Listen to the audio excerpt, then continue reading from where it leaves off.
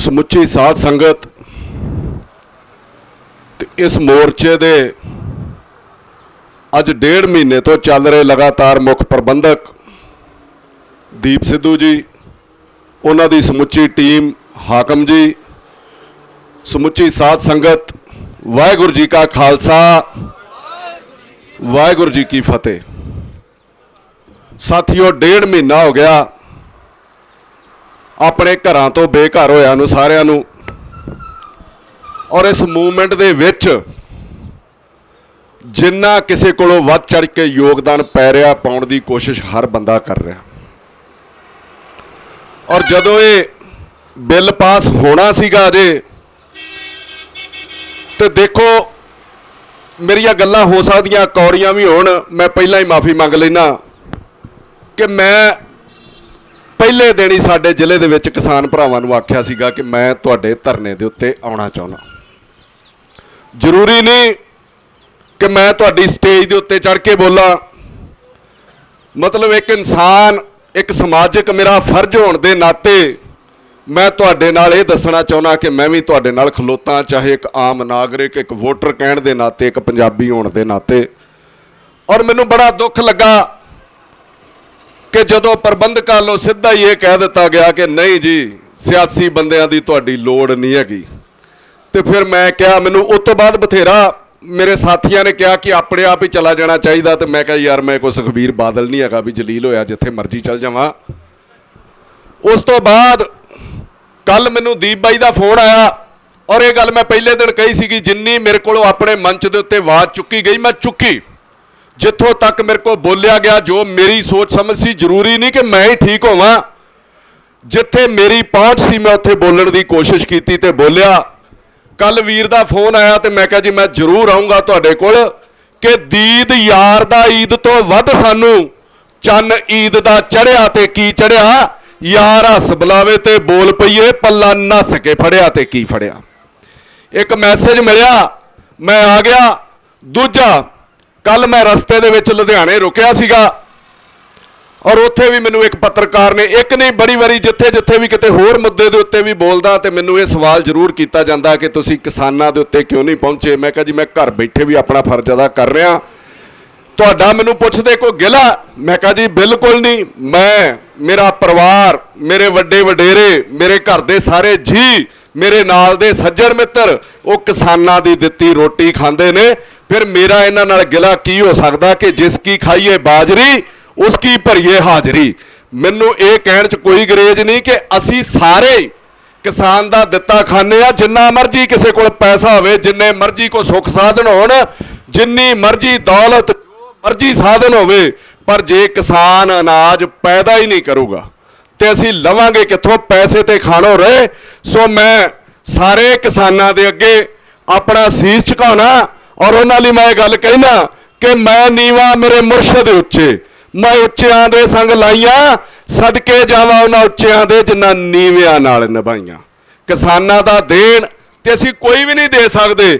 ਔਰ ਤੁਸੀਂ ਦੇਖੋ, ਅੱਜ 1.5 ਮਹੀਨੇ ਤੋਂ ਇਹ ਲਗਾਤਾਰ ਪੰਜਾਬ ਦੇ ਵਿੱਚ ਧਰਨੇ ਚੱਲ ਰਹੇ ਆ। ਨਾ ਤੇ ਕੇਂਦਰ ਸਰਕਾਰ ਦੇ ਕੰਨ ਦੇ ਉੱਤੇ ਜੂੰ ਸਰਕ ਰਹੀ ਆ, ਤੇ ਨਾ ਹੀ ਮੇਰਾ ਖਿਆਲ ਹੈ ਕੋਈ ਨੈਸ਼ਨਲ ਲੈਵਲ ਦਾ ਮੀਡੀਆ, ਜਿਹੜਾ ਮੇਰੇ ਆ ਬਾਰਡਰ ਦੇ ਉੱਤੇ ਬੈਠੇ ਹੋ ਤੁਸੀਂ, ਤੇ ਮੇਰਾ ਨਹੀਂ ਖਿਆਲ ਕੋਈ ਜਿਹੜਾ ਟੀਵੀ ਤੇ ਚੱਲਣ ਵਾਲਾ ਨੈਸ਼ਨਲ ਲੈਵਲ ਦਾ ਮੀਡੀਆ ਸਿਵਾਏ ਸੋਸ਼ਲ ਮੀਡੀਆ ਤੋਂ ਕੋਈ ਵੀ ਬੰਦਾ ਪੂਰੇ ਪੰਜਾਬ ਦੇ ਵਿੱਚ ਕਿਤੇ ਕਵਰੇਜ ਕਰ ਰਿਹਾ ਹੋਵੇ। ਕਿਉਂਕਿ ਸਾਡੇ ਦੇਸ਼ ਦੇ ਵਿੱਚ ਲੋਕਤੰਤਰ ਜਿਹੜਾ ਸਿਰਫ ਉਹ ਨਾਮ ਦਾ ਰਹਿ ਗਿਆ। ਇੱਥੇ ਤੇ ਤਾਨਾਸ਼ਾਹੀ ਆ, ਜਿਵੇਂ ਉਹ ਕੋਰੀਆ ਦੇ ਵਿੱਚ ਕਿਮ ਜੋਂਗ ਆ, ਉਸ ਤਰ੍ਹਾਂ ਮੋਦੀ ਸਾਹਿਬ ਬਣ ਗਏ, ਕਿਸੇ ਦੀ ਸੁਣਨਾ ਹੀ ਨਹੀਂ ਚਾਹੁੰਦੇ। ਉਹਨਾਂ ਦੀ ਮਰਜ਼ੀ ਹੋਵੇ ਤੇ ਛੋਟੇ ਤੋਂ ਛੋਟਾ ਮੁੱਦਾ ਵੀ ਨੈਸ਼ਨਲ ਮੀਡੀਆ ਦੇ ਉੱਤੇ ਬੜਾ ਵੱਡਾ ਬਣ ਕੇ ਵਿਖਾ ਦਿੱਤਾ ਜਾਂਦਾ। ਪਿੱਛੇ ਜੋ ਇੱਕ ਐਕਟਰ ਸੀਗਾ, ਸੌਰੀ ਭਾਜੀ ਤੁਹਾਡੇ ਪ੍ਰੋਫੈਸ਼ਨ ਨਾਲ ਜੁੜਿਆ ਸੀਗਾ, ਸੁਸ਼ਾਂਤ ਰਾਜਪੂਤ, ਉਹ ਮਰ ਜਾਂਦਾ ਆਤਮ ਹੱਤਿਆ ਕਰਕੇ।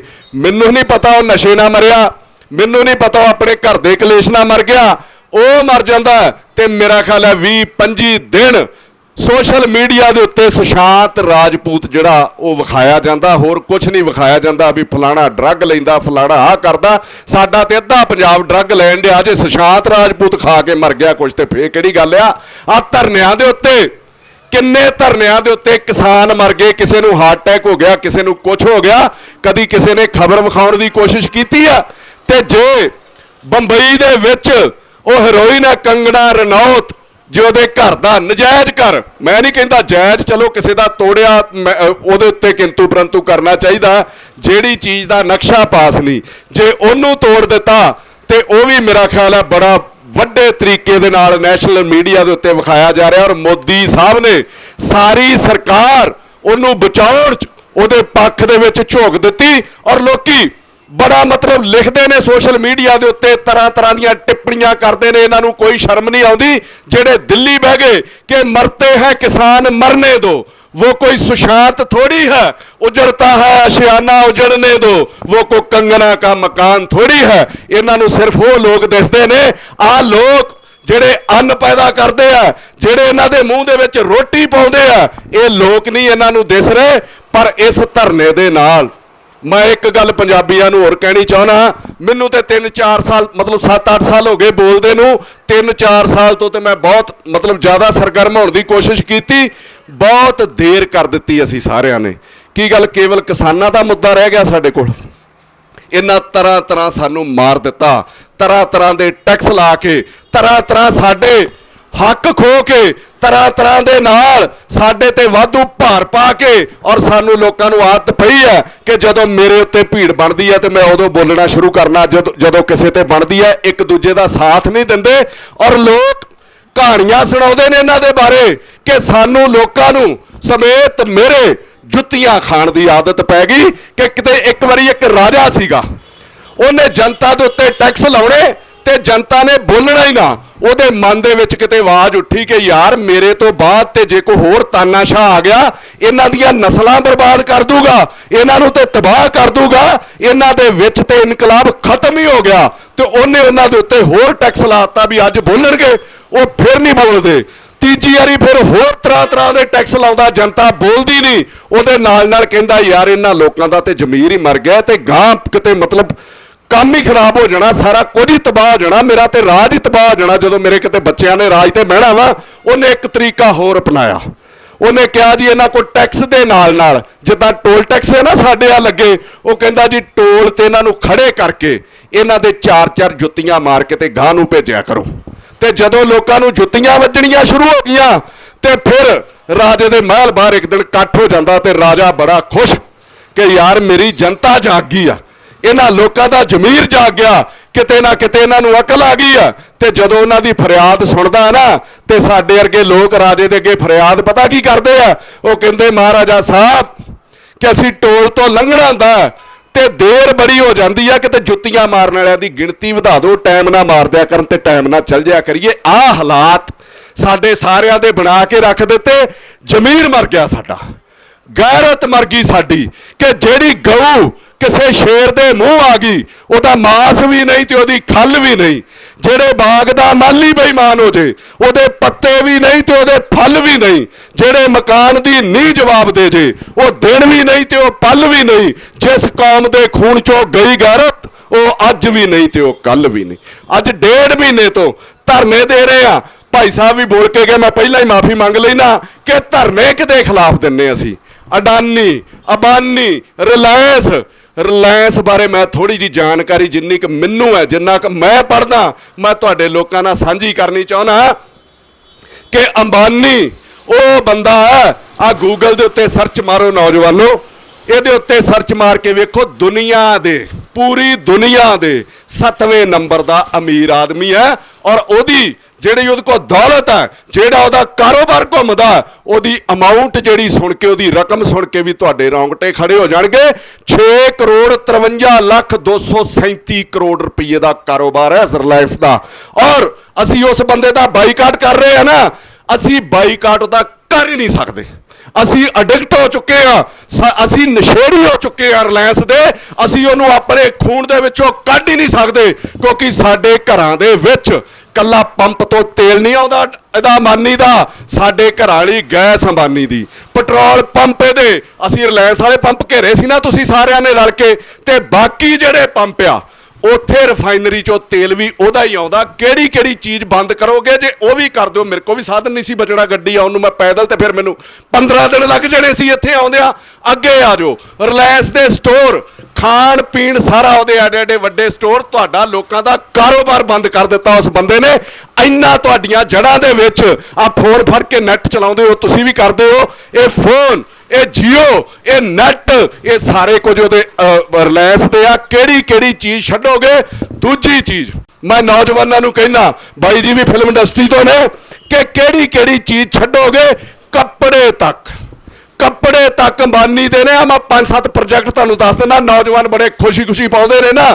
ਪ੍ਰੋਜੈਕਟਿਵ, Superdry, Armani, Tumi, Steve Madden, Michael Kors, Diesel, ਇਹ ਸਾਰਾ ਕੁਝ ਜਿਹੜਾ ਉਹਦੀ ਛੱਤਰ ਛਾਇਆ ਦੇ ਵਿੱਚ ਆਉਂਦਾ ਤੇ ਉਹ ਲੀੜੇ ਪਾ ਕੇ ਅਸੀਂ ਬੜੀ ਟੌਰ ਮਾਰਦੇ ਆ ਤੇ ਬੜੀਆਂ ਫੁਕਰੀਆਂ ਮਾਰਦੇ ਆ ਨਾ, ਉਹਦਾ ਕਿੱਥੇ ਬਾਈਕਾਟ ਕਰੋਗੇ? ਆ ਫੇਸਬੁੱਕ, ਜਿਹਦੇ ਉੱਤੇ ਮੰਨਾ ਵੀ ਬੜਾ ਸਰਗਰਮ ਰਹਿੰਦਾ, ਲੋਕਾਂ ਤੱਕ ਮੈਂ ਆਪਣੀ ਪਹੁੰਚ ਕਰਦਾ। ਇਸ ਫੇਸਬੁੱਕ ਦੇ ਵਿੱਚ ਹਿੱਸਾ ਰਿਲਾਇੰਸ ਦਾ, ਗੂਗਲ ਦੇ ਵਿੱਚ ਹਿੱਸਾ ਰਿਲਾਇੰਸ ਦਾ, ਇੰਸਟਾਗ੍ਰਾਮ ਦੇ ਉੱਤੇ ਹਿੱਸਾ ਰਿਲਾਇੰਸ ਦਾ। ਕਿਹੜੀ ਕਿਹੜੀ ਚੀਜ਼ ਛੱਡ ਸਕਦੇ ਹੋ? ਅੱਜ ਕਰੋ ਆਪਣੇ ਮਨ 'ਚ ਮੇਰੇ ਨਾਲ ਇੱਥੇ ਕਰੋ ਵਾਦਾ ਵੀ ਆ ਜਿਹੜੀਆਂ ਚੀਜ਼ਾਂ ਮੈਂ ਬੋਲੀਆਂ ਛੱਡੇ ਬਗੈਰ ਤੁਹਾਡਾ ਗੁਜ਼ਾਰਾ ਹੈਗਾ।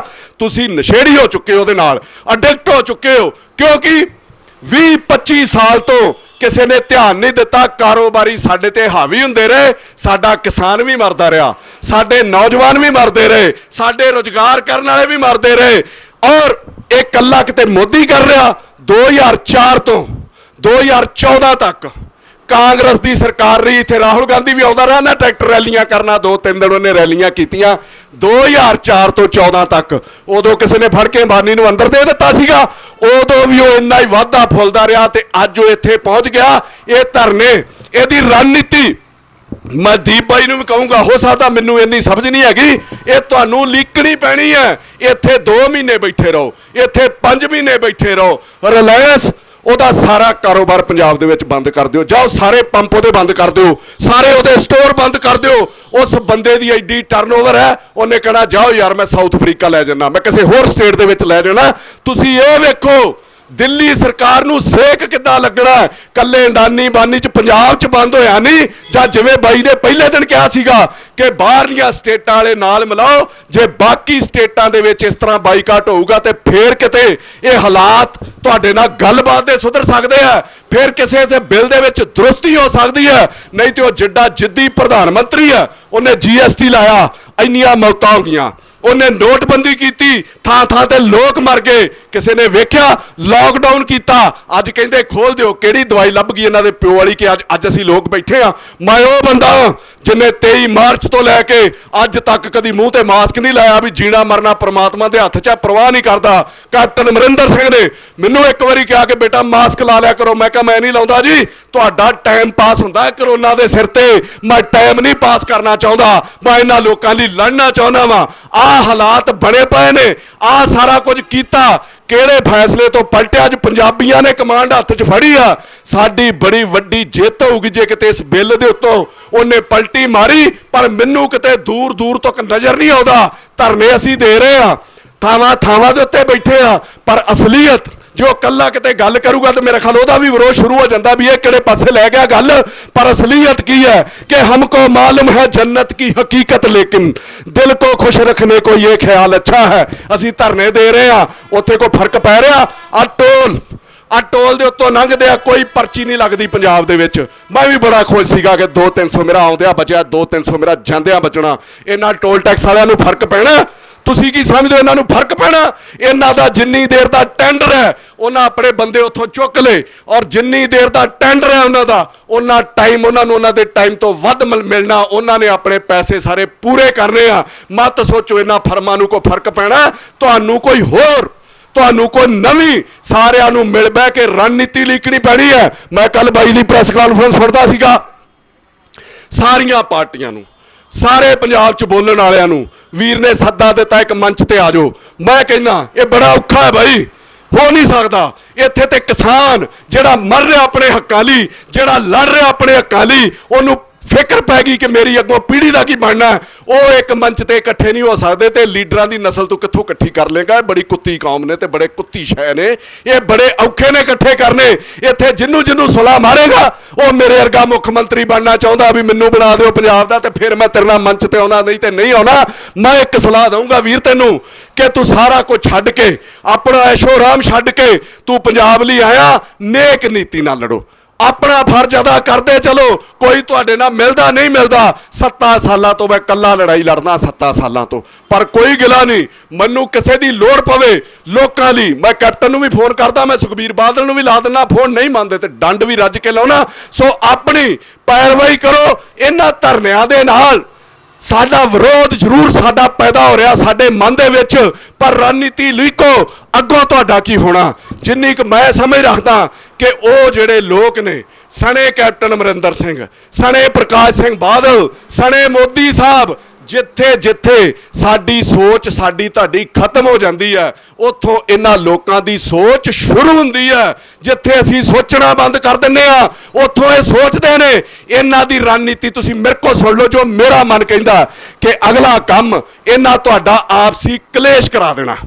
ਕਿ ਕਿਸਾਨ ਧਰਨੇ ਤੇ ਹੈ, ਬੱਤੀ ਦਾ ਬਹਾਨਾ ਬਣਾਓ, ਕੋਲਾ ਨਹੀਂ ਆਉਂਦਾ, ਇੰਡਸਟਰੀਅਲਿਸਟ ਕਿਸਾਨਾਂ ਨੂੰ ਗਾਲਾਂ ਕੱਢਣਗੇ, ਵਪਾਰੀ ਕਿਸਾਨਾਂ ਨੂੰ ਗਾਲਾਂ ਕੱਢਣਗੇ। ਆਪਸ ਦੇ ਵਿੱਚ ਇਹ ਕਲੇਸ਼ ਜਿਹੜਾ ਇਹਨਾਂ ਕਰਾਉਣਾ, ਜਿਹੜਾ ਆਪਸ ਦੇ ਵਿੱਚ ਇਹ ਸਾਰਾ ਇਹਨਾਂ ਮੰਜ਼ਰ ਰਚਨਾ ਹੈ। ਕਿਉਂਕਿ ਜਿਹੜੀ ਕੇਂਦਰ ਸਰਕਾਰ ਹੈ ਉਹ ਸਿਰਫ ਇੱਕ ਨਕਾਤੀ ਪ੍ਰੋਗਰਾਮ ਤੇ ਚੱਲ ਰਹੀ ਹੈ ਕਿ ਮਜ਼ਦੂਰ ਨੂੰ ਕਿਸਾਨ ਨਾਲ ਲੜਾ ਦਿਓ, ਮਾਂ-ਬਾਪ ਨੂੰ ਸੰਤਾਨ ਨਾਲ ਲੜਾ ਦਿਓ, ਅਫਸਰ ਨੂੰ ਜਵਾਨ ਨਾਲ ਲੜਾ ਦਿਓ, ਭਾਰਤ ਨੂੰ ਪਾਕਿਸਤਾਨ ਨਾਲ ਲੜਾ ਦਿਓ, ਤੇ ਕਬਰਸਤਾਨ ਨੂੰ ਸ਼ਮਸ਼ਾਨ ਨਾਲ ਲੜਾ ਦਿਓ। ਇਸ ਤੋਂ ਬਿਨਾਂ ਨੂੰ ਕੋਈ ਕੰਮ ਨਹੀਂ ਆਉਂਦਾ।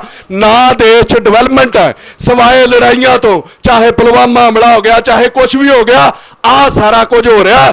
ਔਰ ਇਹਦੇ ਨਾਲ ਤੁਸੀਂ ਨੌਜਵਾਨ ਹੋ, ਮੈਂ ਤੁਹਾਨੂੰ ਵੀ ਇਹ ਗੱਲ ਕਹਿਣਾ ਕਿ ਇਹ ਵਿਚਾਰ ਜ਼ਰੂਰ ਕਰੋ ਕਿ ਸਾਰਾ ਕੁਝ ਤੁਹਾਨੂੰ ਪ੍ਰੋਗਰਾਮ, ਮੈਂ ਨਹੀਂ ਕਹਿੰਦਾ ਅਸੀਂ ਧਰਨੇ ਤੋਂ ਉੱਠਣਾ, ਮੇਰੇ ਵੱਲੋਂ ਰੋਡ ਵੀ ਜਾਮ ਕਰੋ, ਮੈਂ ਤੁਹਾਡੇ ਮੂਹਰੇ ਹੋ ਕੇ ਬਹਿਣਾ, ਮੇਰੇ ਵੱਲੋਂ ਰੇਲ ਗੱਡੀ ਦੇ ਅੱਗੇ ਬੈਠੋ, ਮੈਂ ਸਭ ਤੋਂ ਪਹਿਲਾਂ ਥੱਲੇ ਆਉਂਗਾ, ਮੈਂ ਆਪਦੇ ਬਾਪ ਦਾ ਨਹੀਂ ਜੀ ਆਪਣੀ ਗੱਲ ਤੋਂ ਭੱਜੂਗਾ। ਤੇ ਪਰ ਇਹਦੇ ਨਾਲ ਬਾਕੀ ਪੰਜਾਬ ਦਾ ਫਿਕਰ ਕਰਨਾ ਜ਼ਰੂਰੀ ਹੈ, ਕਿਉਂਕਿ ਇਹਦੇ ਨਾਲ ਇਹਨਾਂ ਸਾਡੇ ਵਿੱਚ ਹੀ ਵਿਰੋਧ ਪੈਦਾ ਕਰ ਦੇਣਾ।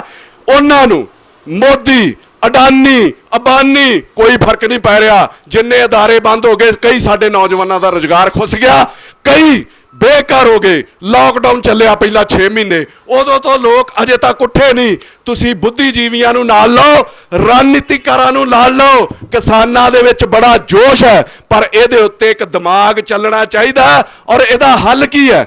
ਮਤ ਸੋਚੋ। ਅਡਾਨੀ, ਅੰਬਾਨੀ, ਇਹਨਾਂ ਨੂੰ ਬਦਲ ਕੇ ਸਾਡਾ ਦੇਸ਼ ਬਦਲ ਸਕਦਾ।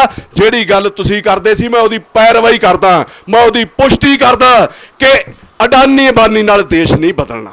ਅਡਾਨੀ ਅੰਬਾਨੀਆਂ ਦੇ ਹੋਰ ਆ ਕੇ ਆ ਜਾਣਗੇ। ਜੇ ਕਾਂਗਰਸ ਸੀਗੇ ਤੇ ਉਹ ਵੀ ਉਹਨਾਂ ਦਾ ਉਨੀ ਪਿੱਠ ਪੂਰਦੀ ਸੀਗੀ, ਜੇ ਅਕਾਲੀ ਆ ਗਏ, ਸਾਰੀ ਬੀਜੇਪੀ ਆ ਗਈ, ਉਹ ਵੀ ਉਹਨਾਂ ਦੀ ਉਨੀ ਪਿੱਠ ਪੂਰਦੀ ਆ। ਹਾਲਾਤ ਤਾਂ ਬਦਲਣੇ ਨੇ, ਦੇਸ਼ ਦੀ ਸਿਆਸਤ ਬਦਲੂਗੀ, ਪ੍ਰੋਫੈਸ਼ਨਲ ਲੋਕ ਇਹਦੇ ਤੋਂ ਪਾਸੇ ਹੋਣਗੇ, ਫਿਰ ਦੇਸ਼ ਦੇ ਹਾਲਾਤ ਬਦਲਣੇ ਆ। ਅਸੀਂ ਕਰ ਕੀ ਰਹੇ ਆ?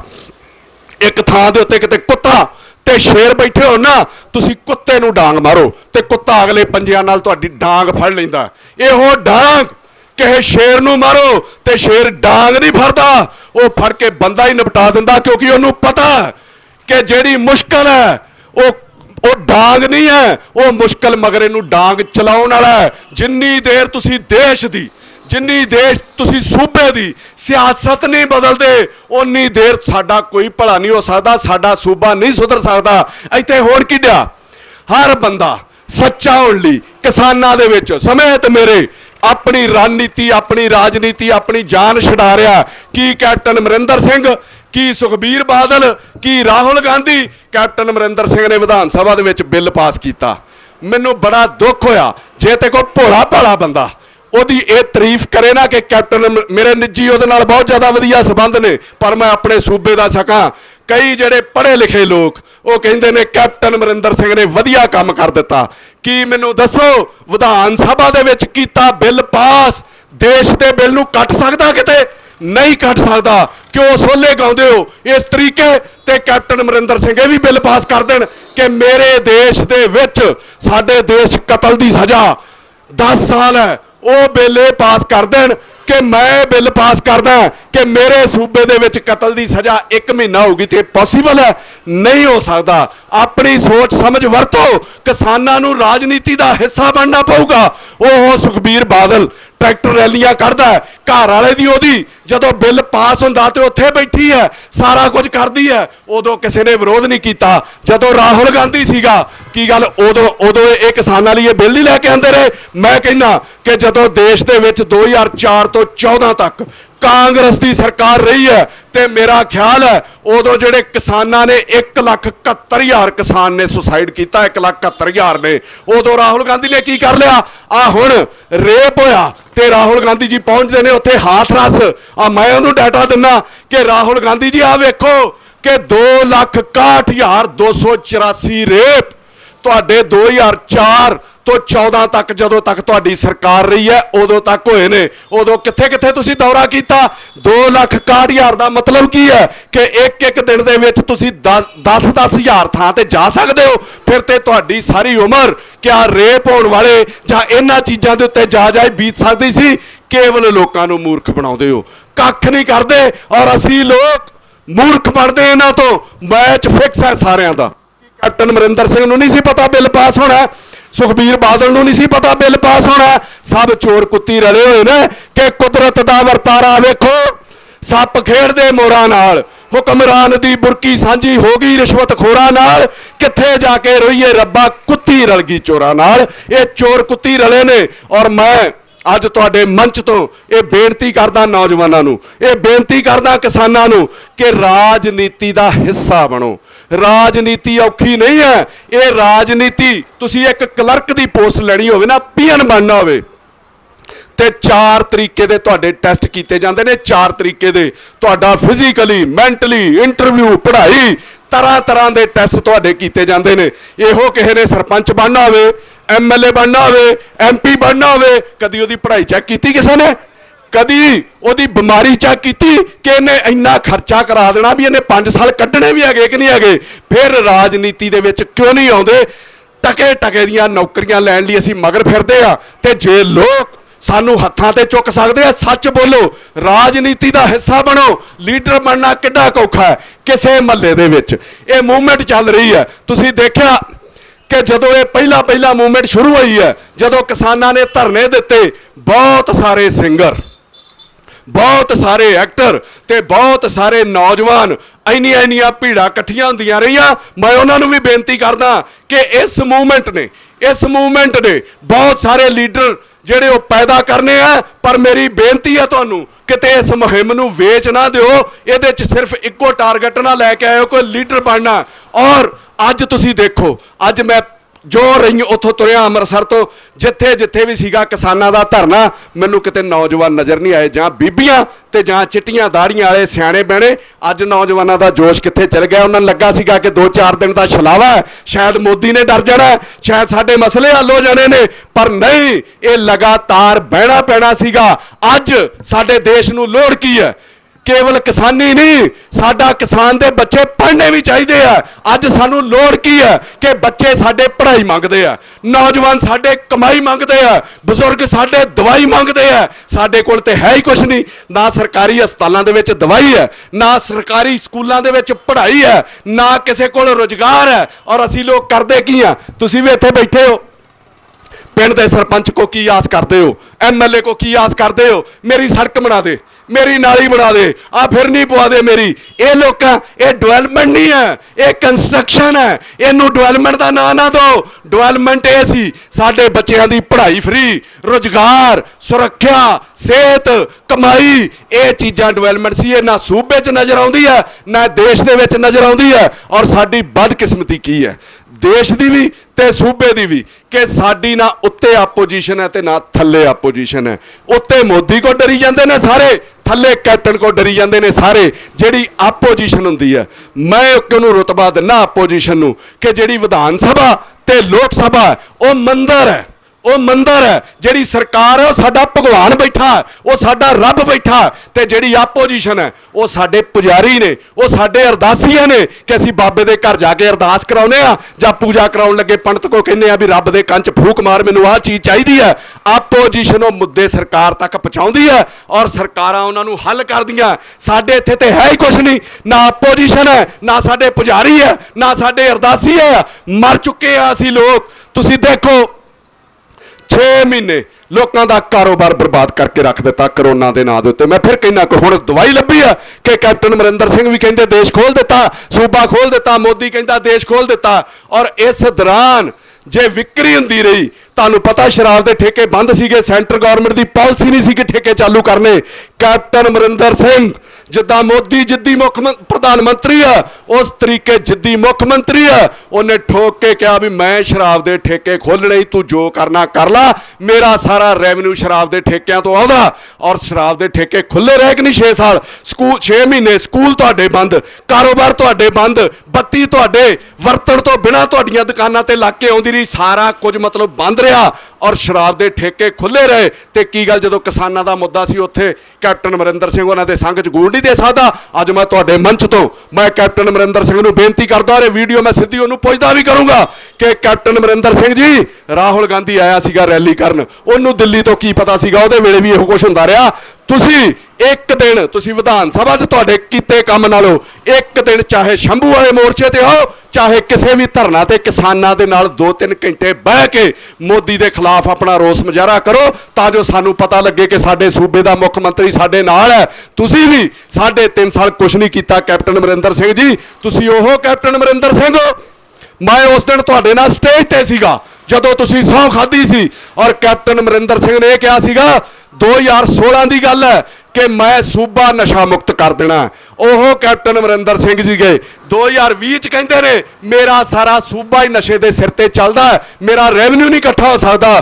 ਮੈਂ ਪਰਸਨਲੀ ਵੀ ਉਹਨਾਂ ਨੂੰ ਮਿਲ ਕੇ ਕਿਹਾ, ਮੈਂ ਕਈ ਥਾਵਾਂ ਤੇ ਬੋਲ ਕੇ ਵੀ ਕਿਹਾ, ਮੈਂ ਮੈਸੇਜ ਵੀ ਕੀਤਾ ਕਿ ਕੈਪਟਨ ਅਮਰਿੰਦਰ ਸਿੰਘ ਜੀ, ਤੁਸੀਂ ਤੇ ਸਾਡੇ ਮੱਥੇ ਤੋਂ ਦਾਗ ਲਾਉਣਾ ਸੀਗਾ ਵੀ ਅਸੀਂ ਨਸ਼ੇੜੀ ਨਹੀਂ ਹੈਗੇ, ਤੁਸੀਂ ਤੈਨੂੰ ਹੋਰ ਗੂੜਾ ਕਰ ਰਹੇ ਹੋ ਕਿ ਅਸੀਂ ਲੋਕ ਸ਼ਰਾਬੀ ਆ, ਅਸੀਂ ਸ਼ਰਾਬ ਪੀਂਦੇ ਆ ਤੇ ਤੇਰਾ ਸੂਬਾ ਸਾਡੇ ਸਿਰ ਤੋਂ ਚੱਲਦਾ ਨਾ ਸ਼ਰਾਬ ਦੇ ਸਿਰ ਤੋਂ, ਤੂੰ ਸਾਡੇ ਮੱਥੇ ਤੇ ਦਾਗ ਲਾ ਰਿਹਾ, ਇਹਨੂੰ ਹੋਰ ਗੂੜਾ ਕਰ ਰਿਹਾ ਕਿ ਅਸੀਂ ਲੋਕ ਸ਼ਰਾਬੀ ਆ। ਮੈਂ ਤੁਹਾਨੂੰ ਦੱਸਦਾ ਰੈਵਨਿਊ ਕਿੱਥੋਂ ਇਕੱਠਾ ਹੋਣਾ, ਤੁਸੀਂ ਵੀ ਆਪਣੇ ਧਿਆਨ 'ਚ ਰੱਖੋ। ਤੁਹਾਨੂੰ ਲੋਕਾਂ ਨੂੰ ਵੀ ਸਾਨੂੰ ਸਿਰਫ ਬਦਨਾਮ ਕੀਤਾ ਜਾਂਦਾ ਸ਼ਰਾਬ ਦੇ ਨਾਂ ਦੇ ਉੱਤੇ। ਰੈਵਨਿਊ ਇਕੱਠਾ ਕਰਨ ਦੀ ਕਿਹੜੀ ਗੱਲ ਆ? ਪੰਜਾਬ ਦੇ ਵਿੱਚ 500 ਬੱਸ ਹੈ ਇੱਕ ਬੰਦੇ ਕੋਲ, ਪੋਲੀਟੀਸ਼ੀਅਨਾਂ ਕੋਲ ਹੈ, ਕਰੋੜਾਂ ਅਰਬਾਂ ਰੁਪਈਆ ਸਾਲ ਦਾ ਕਮਾਉਂਦੇ ਨੇ, ਕਰੋੜਾਂ ਅਰਬਾਂ ਰੁਪਈਆ। ਆ ਟੱਪ ਜੋ ਬਾਰਡਰ ਹਰਿਆਣੇ ਦੇ ਵਿੱਚ ਤੁਹਾਨੂੰ ਇੱਕ ਬੱਸ ਨਹੀਂ ਮਿਲਣੀ ਜਿਹੜੀ ਪ੍ਰਾਈਵੇਟ ਹੈ, ਇਹ ਬੱਸਾਂ ਸਰਕਾਰੀ ਨਹੀਂ ਹੋ ਸਕਦੀਆਂ। ਜੇ ਉਹ ਅਰਬਾਂ ਕਰੋੜਾਂ ਰੁਪਈਆ ਕਮਾਉਂਦੇ ਨੇ ਤੇ ਕੀ ਗੱਲ ਸਰਕਾਰ ਉਹ ਪੈਸਾ ਨਹੀਂ ਇਕੱਠਾ ਕਰ ਸਕਦੀ?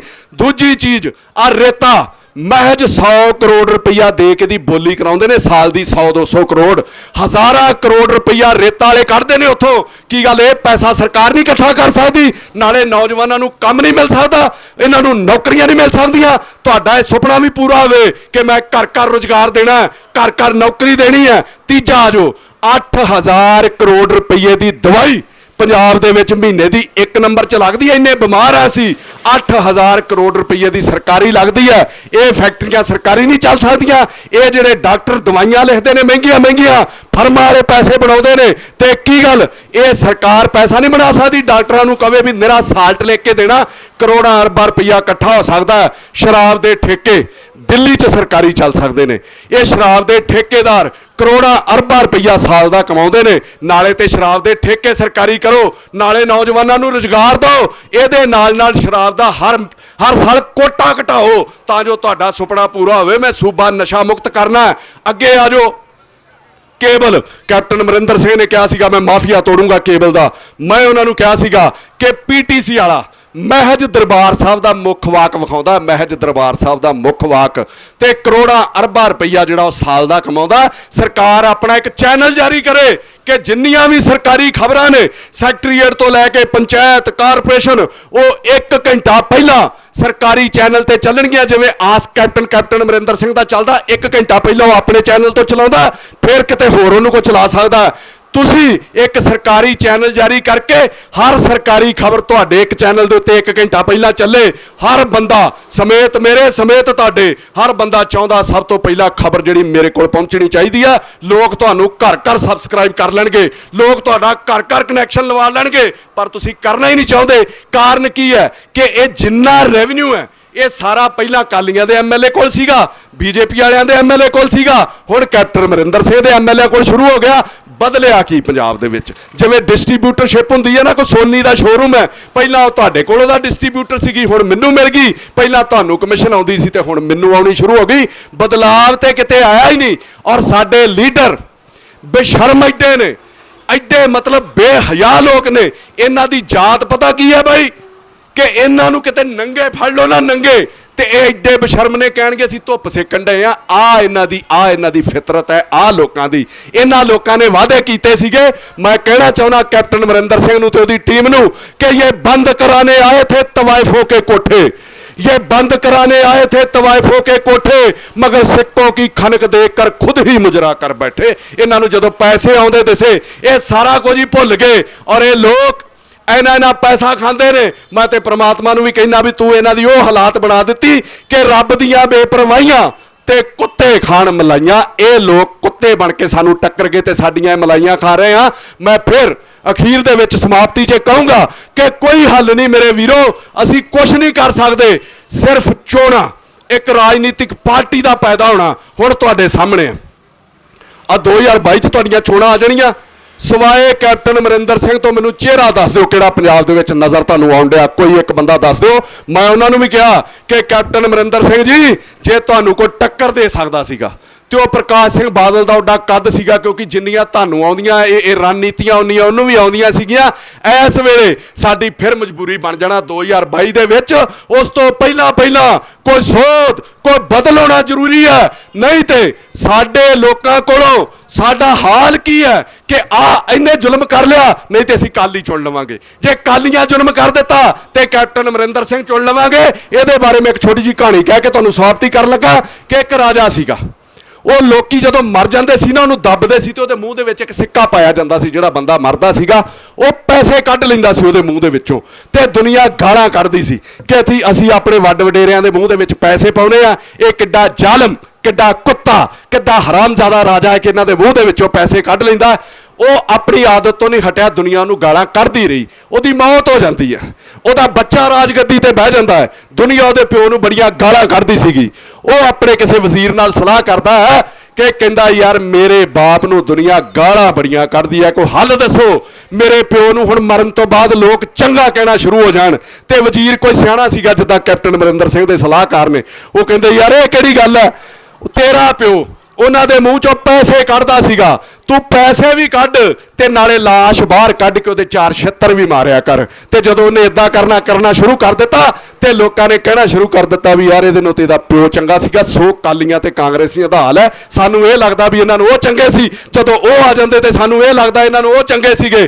ਦੇਖੋ ਹਰ ਮੰਚ ਦੇ ਉੱਤੇ, ਹਰ ਪਿੰਡ ਦੇ ਵਿੱਚ, ਹਰ ਕਸਬੇ ਦੇ ਵਿੱਚ, ਹਰ ਸ਼ਹਿਰ ਦੇ ਵਿੱਚ ਬੋਲਣ ਵਾਲੇ ਲੋਕ ਚਾਹੀਦੇ ਨੇ। ਜਿੱਥੇ ਕਿਤੇ ਠੱਗੀ ਹੈ, ਜਿੱਥੇ ਕਿਤੇ ਧੱਕਾ ਹੈ, ਇਹ ਲੋਕ ਜਿੰਨਾ ਚਿਰ ਬੋਲਣ ਵਾਲੇ ਪੈਦਾ ਨਹੀਂ ਹੁੰਦੇ, ਕੱਲੇ ਮੰਨੇ ਨਾਲ ਨਹੀਂ ਸਰਨਾ, ਕੱਲੇ ਦੀਪ ਨਾਲ ਨਹੀਂ ਸਰਨਾ, ਕੱਲੇ 2 ਚੌਂ ਨਾਲ ਨਹੀਂ ਸਰਨਾ। ਪੰਜਾਬ 'ਚ ਇਸ ਵੇਲੇ 2-2.5 ਹਜ਼ਾਰ ਬੰਦਾ ਚਾਹੀਦਾ ਬੋਲਣ ਵਾਲਾ। ਮੈਂ ਮੁੱਦਿਆਂ ਦੇ ਉੱਤੇ ਬੋਲਦਾ, ਕਈ ਲੋਕ ਮੈਨੂੰ ਕਹਿੰਦੇ ਹਰ ਮੁੱਦਾ ਤੇਰੇ ਕਹਿਣ ਤੇ ਹੱਲ ਨਹੀਂ ਹੁੰਦਾ। ਮੈਂ ਕਦੋਂ ਕਹਿਣਾ ਮੈਂ ਕੋਈ ਸਰਕਾਰ ਹਾਂ, ਪਰ ਮੈਂ ਲੋਕਾਂ ਨੂੰ ਇਹ ਅਹਿਸਾਸ ਕਰਾਉਣਾ ਮੈਂ ਤੁਹਾਡੇ ਨਾਲ ਖੜਾ ਵਾਂ, ਮੈਂ ਤੁਹਾਡੇ ਤੋਂ ਭੱਜ ਨਹੀਂ ਸਕਦਾ। ਇੱਕ ਦਿਨ ਇੱਕ ਪੱਤਰਕਾਰ ਨੇ ਮੈਨੂੰ ਸਵਾਲ ਕਰ ਲਿਆ, ਉਹ ਮੈਨੂੰ ਕਹਿੰਦਾ ਭਾਜੀ ਬੜੇ ਮੁੱਦਿਆਂ ਦੇ ਉੱਤੇ ਬੋਲਦੇ ਹੋ, ਕਈ ਵਾਰੀ ਸੁਣਵਾਈ ਨਹੀਂ ਹੁੰਦੀ। ਤੇ ਉਹਨੂੰ ਮੈਂ ਜਵਾਬ ਬੜਾ ਕਰਾਰਾ ਦਿੱਤਾ, ਮੁੜ ਕੇ ਚੁੱਪ ਹੋ ਗਿਆ। ਮੈਂ ਕਿਹਾ ਯਾਰ ਇੱਕ ਵਾਰੀ ਇੱਕ ਕੁੱਤੇ ਨੇ ਇੱਕ ਮੁਰਗੇ ਨੂੰ ਸਵਾਲ ਕਰ ਲਿਆ ਕਿ ਤੂੰ ਸਵੇਰੇ 4 ਵਜੇ ਬਾਂਗ ਦੇਣੀ ਸ਼ੁਰੂ ਕਰ ਦਿੰਦਾ, ਲੋਕਾਂ ਨੂੰ ਜਗਾਉਣਾ ਤੂੰ, ਤੇ ਇਹੋ ਲੋਕ 8 ਵਜੇ ਤੈਨੂੰ ਆਪਣੀ ਨਾਸ਼ਤੇ ਦੀ ਟੇਬਲ ਦੇ ਉੱਤੇ ਵੱਢ ਕੇ ਲੈ ਆਉਂਦੇ ਆ। ਤੇ ਆਹ ਤੇਰੀ ਜ਼ਿੰਦਗੀ ਆ, ਤੇ ਕਿਉਂ ਜਗਾਉਣਾ ਇਹਨਾਂ ਸੁੱਤੇ ਲੋਕਾਂ ਨੂੰ? ਤੇ ਅੱਗੋਂ ਮੁਰਗਾ ਕੋ ਚੁੱਪ ਰਹਿਣ ਵਾਲਾ ਨਹੀਂ ਸੀਗਾ, ਉਹਨੇ ਜਵਾਬ ਦਿੱਤਾ। ਉਹ ਕਹਿੰਦਾ ਮੈਂ ਲੋਕਾਂ ਨੂੰ ਜਗਾਉਣਾ ਬੰਦ ਨਹੀਂ ਕਰ ਸਕਦਾ, ਕਿਉਂਕਿ ਜਦੋਂ ਮੈਂ ਮਰਨਾ ਮੈਨੂੰ ਕੋਈ ਇਹ ਨਹੀਂ ਕਹੂਗਾ ਵੀ ਇਹ ਕੁੱਤੇ ਦੀ ਮੌਤ ਮਰ ਗਿਆ। ਮੈਂ ਕੁੱਤੇ ਦੀ ਮੌਤ ਨਹੀਂ ਮਰਨਾ ਚਾਹੁੰਦਾ, ਮੈਂ ਕੁੱਤੇ ਦੀ ਮੌਤ ਨਹੀਂ ਮਰਨਾ ਚਾਹੁੰਦਾ। ਇਸ ਕਰਕੇ ਆਵਾਮ ਦੀ ਆਵਾਜ਼ ਚੁੱਕਦਾ ਰਹਿਣਾ, ਲੋਕਾਂ ਲਈ ਬੋਲਦਾ ਰਹਿਣਾ। ਔਰ ਮੈਂ ਤੁਹਾਨੂੰ ਵੀ ਕਹਿਣਾ ਕਿ ਹਰ ਮੰਚ ਦੇ ਉੱਤੇ ਬੋਲੋ, ਹਰ ਮੁੱਦੇ ਦੇ ਉੱਤੇ ਬੋਲੋ। नहीं तो साडा कुछ भी हल नहीं हो सकता। गल्लां ते आपां सारे भगत सिंह दियां करदे आ कि शहीद भगत सिंह दे कदमां दे उत्ते चलना है, उहदे पद चिन्हां दे उत्ते चलना है। शहीद भगत सिंह ਉਹਦਾ ਤੇ ਜਦੋਂ ਵਿਆਹ ਹੋਣ ਲੱਗਾ ਸੀਗਾ ਤੇ ਉਹਨੇ ਘਰ ਜਵਾਬ ਦੇ ਦਿੱਤਾ ਸੀ ਕਿ ਜਿੰਨਾ ਚਿਰ ਮੇਰਾ ਦੇਸ਼ ਆਜ਼ਾਦ ਨਹੀਂ ਹੁੰਦਾ ਮੇਰਾ ਜਿਹੜੀ ਮੇਰੀ ਲਾੜੀ ਆ ਉਹ ਮੌਤ ਹੋਊਗੀ। ਹੁਣ ਕੋਈ ਇਹੋ ਜਿਹਾ ਯੋਧਾ ਹੈਗਾ? ਕਹਿਣ ਨੂੰ ਜੋ ਮਰਜ਼ੀ ਹੈ ਸਟੇਜ ਤੋਂ ਮੈਂ ਵੀ ਕਹਿ ਜਾਂ, ਤੁਸੀਂ ਵੀ ਕਹਿ ਜਾਓ, ਨਹੀਂ ਪੈਦਾ ਹੋ ਸਕਦੇ ਸ਼ਹੀਦ ਭਗਤ ਸਿੰਘ ਵਰਗੇ। ਉਸ ਬੰਦੇ ਨੇ ਉਹ ਅੰਗਰੇਜ਼ਾਂ ਦੇ ਕਾਲਜ 'ਚ ਪੜ੍ਹਦਾ ਸੀਗਾ, ਉਹਨੇ ਆਪਣਾ ਕਾਲਜ ਛੱਡ ਦਿੱਤਾ ਸੀਗਾ ਕਿ ਅੰਗਰੇਜ਼ਾਂ ਦੇ ਸਿਰ ਤੇ ਚੱਲਦਾ। ਉਹਨੇ ਸਰਕਾਰੀ ਕਾਲਜ ਦੇ ਵਿੱਚ ਦਾਖਲਾ ਲੈ ਲਿਆ ਸੀਗਾ।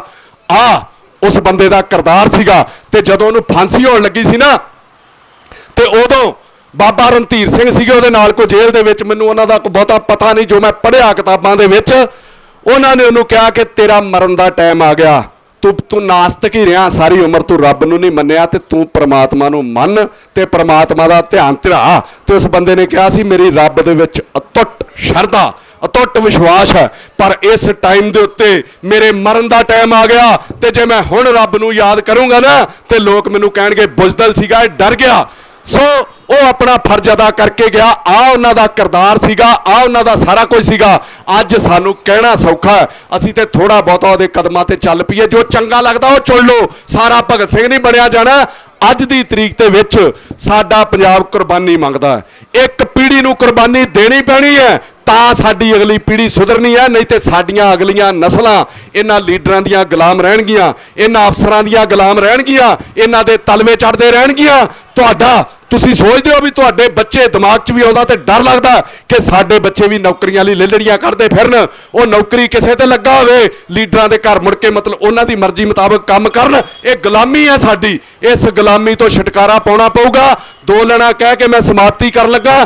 ਭੁੱਲਾਂ ਚੁੱਕਾਂ ਦੀ ਮਾਫੀ, ਜਿੰਨੇ ਕੁ ਜਜ਼ਬਾਤ ਸੀਗੇ ਮੈਂ ਕਹਿਣੋਂ ਹਟ ਨਹੀਂ ਸਕਦਾ, ਔਰ ਜਿਹੜਾ ਮਨ ਦੇ ਵਿੱਚ ਜੋ ਵਲਵਲਾ ਹੁੰਦਾ ਮੈਂ ਬੋਲਣੋਂ ਰਹਿ ਨਹੀਂ ਸਕਦਾ। ਸਾਰੀ ਦੁਨੀਆ ਨੂੰ ਖੁਸ਼ ਨਹੀਂ ਕਰ ਸਕਦਾ, ਪਰ ਜਿੱਥੇ ਕਿਤੇ ਵੀ ਪੰਜਾਬ ਦੇ ਵਿੱਚ ਮੇਰੀ ਲੋੜ ਹੈ ਕਿਸੇ ਵੀ ਥਾਂ ਦੇ ਉੱਤੇ, ਮੈਂ ਉੱਥੇ ਆਉਣ ਨੂੰ ਤਿਆਰ ਹਾਂ ਔਰ ਆਪਣੇ ਪੰਜਾਬ ਲਈ ਮਰਨ ਲਈ ਵੀ ਤਿਆਰ ਹਾਂ। ਔਰ ਇਹ ਕਹਿ ਕੇ ਸਮਾਪਤੀ ਕਰਨ ਲੱਗਾ ਕਿ ਕੋਈ ਭੁੱਲ ਗਿਆ ਮਕਸਦ ਆਵਣ ਦਾ, ਕੋਈ ਕਰਕੇ ਮਕਸਦ ਹੱਲ ਚੱਲਿਆ।